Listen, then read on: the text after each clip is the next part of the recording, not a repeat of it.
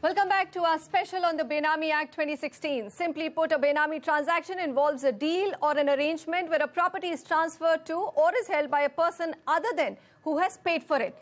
And if you're caught under the new law, you could face rigorous imprisonment up to 7 years and also have to pay hefty fines.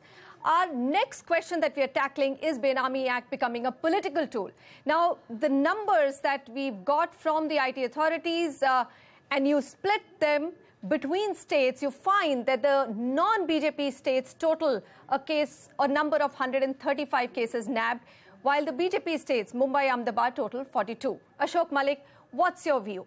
Whether it's Lalu Prasad Yadav or Robert Vadra, it seems to be more targeted at the opposition.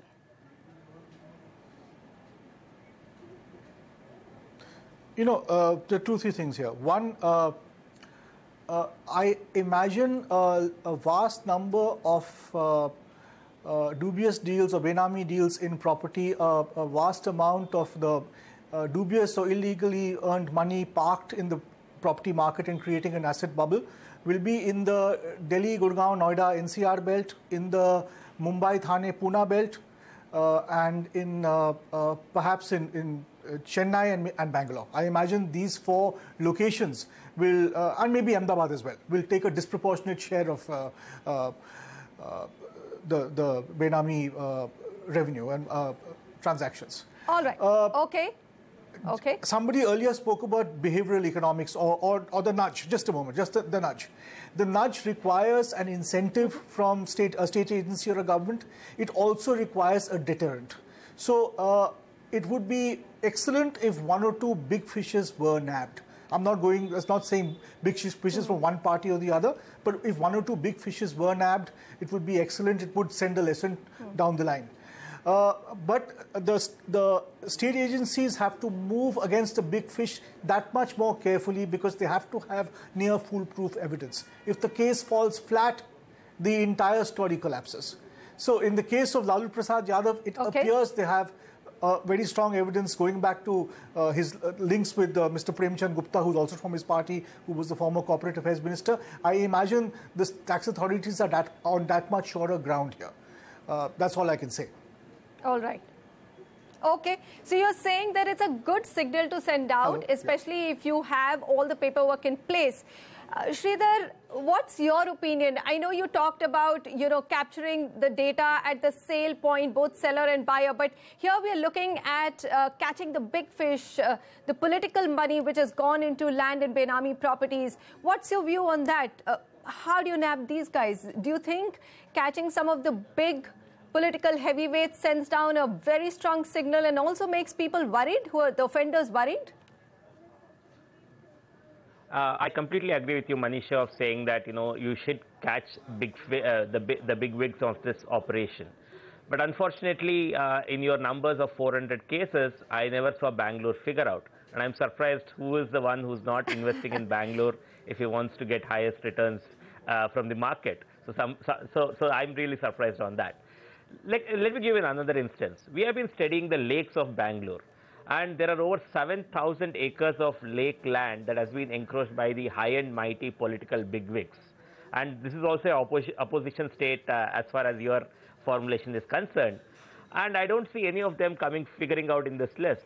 7,000 acres in just Bangalore urban and rural districts of lake land that has been scammed away. And obviously this has origin in the Benami route, because it will not definitely be done through the proper legal route, because this is high degree scamming that's happening there. So somewhere I think that this is not even tip of the iceberg, and so I really don't believe that this is the way to go. You have to work on very solid systems. Aadhaar itself has its own authentication faults. The parcel of land that we are talking about also has a lot of authentication problems. So until and unless you solve these two things, it's again garbage in, garbage out. Okay, Shailesh, how do you catch the big fish? So, Sridhar is not convinced that the current laws or even Aadhaar can do it. And Ashok Malik says, yes, it's behavioral science. I mean, you catch some of the big fish, at least some of the offenders will start getting worried. And you said the same thing. But give me a concrete answer to that. So the concrete answer is correlation and causation for your political question. Is it because some parties have indulged more in corruption and that is why they're getting caught? But personally, I believe that there's hardly any party in this country which has not indulged in black money deployment in immovable property earlier. So the probable way ahead is to strengthen the 24 gentlemen and ladies at these 24 centers who are entrusted with the task of catching these people. How do you get robust information systems into them? How do you build up their capacity? And as Ashok Malik said, very rightly, get the paperwork right. You have only 90 days from attachment to adjudication, which involves issuing a show cause notice. So I think all of us are very happy that Benami properties should be confiscated. Let's go at it with all information. All right, Sudip Mullick, final question to you, and very quickly wrap out.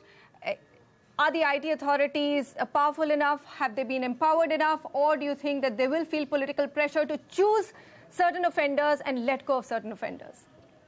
I don't think they will pick and choose, because you see the powers have been divided amongst various authorities. There is an initiating authority, there is an approving authority, there is an adjudicating officer, and there is an administrator.